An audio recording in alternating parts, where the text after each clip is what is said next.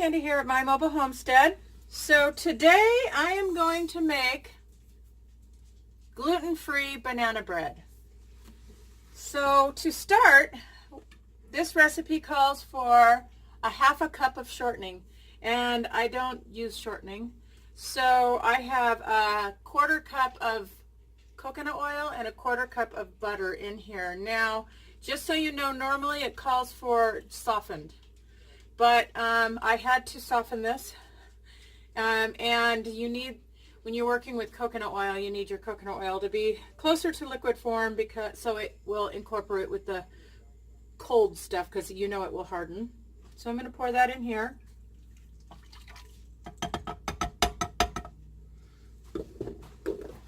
Next thing I'm going to add is 3/4 cup of brown sugar and a half a cup of white sugar. I have them together in here. Oops. Durr.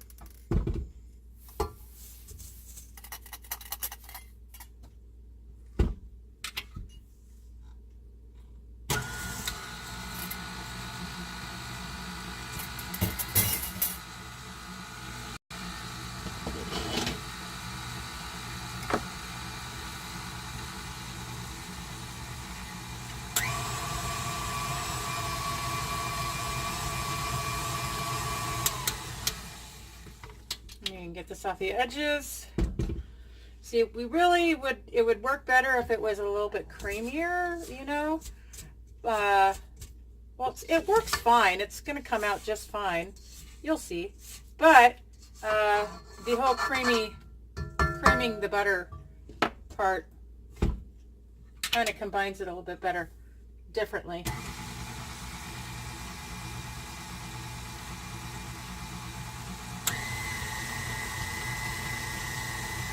Okay, to this I am going to add 3 large eggs.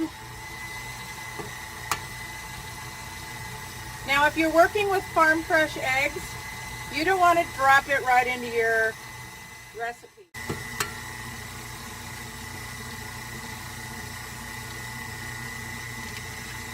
Also, if you're not very good at opening the eggs and you get shell all over the place, you want to get them into a separate bowl. Oh.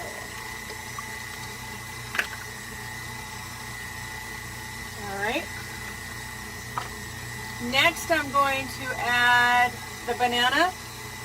So what I have done is I froze my banana inside of pre-measured. So I have 1 cup of banana here, and I'm just going to snip the corner right here, and then I'm just going to squeeze it on in there.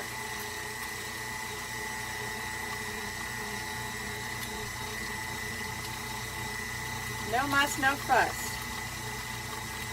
There we go. Get it all in there.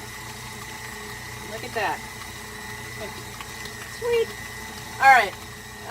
Next thing I'm going to add is I have 2 cups of sifted flour in here, and with it I have sifted 1 teaspoon of baking soda and 1 teaspoon of baking powder and 1 teaspoon of salt.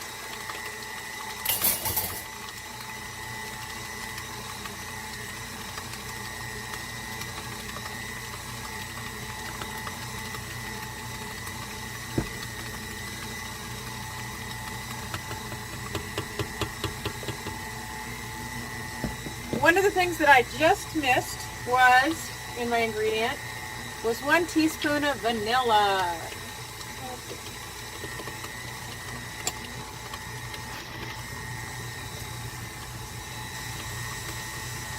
So I'm going to add that now before I add the rest of the flour, but that's funny, it just flew on out of here. A little bit more won't hurt. That stuff makes it taste good. Okay. So I'm going to throw in the rest of my flour. Whoa, whoa, whoa, whoa. Okay, so have it going on low when you're doing that. I'm still not used to my mixer. That's funny. I'm going to scrape it off. I'm still going to post this video because that's what happens sometimes when you're baking. It's not going to turn out perfect every time. Sometimes you're going to have fails and you're going to move forward with it. So I have some flour up here on the thing. Let's get it off so it gets incorporated in. Even professional bakers have fails.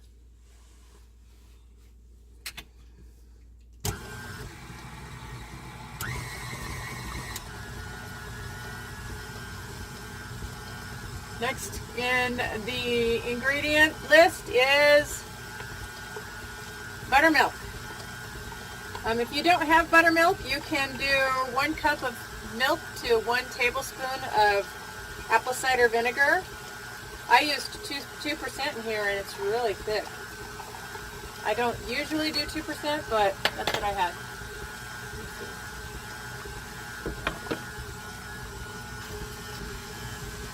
And I'm using my half cup measuring, so I have 1 cup in here. We're going to pour off a half a cup, yes. I don't have to do too much. Slow this down.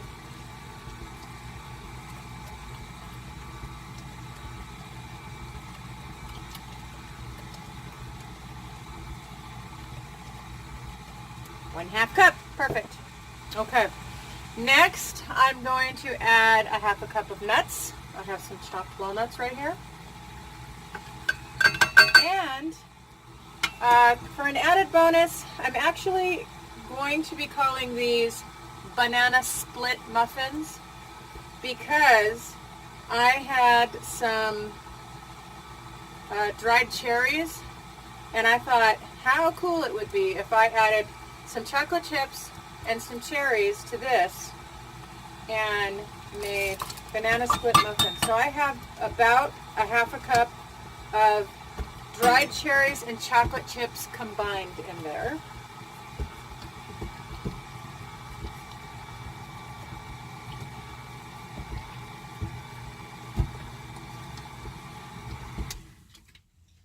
And voila, here we go.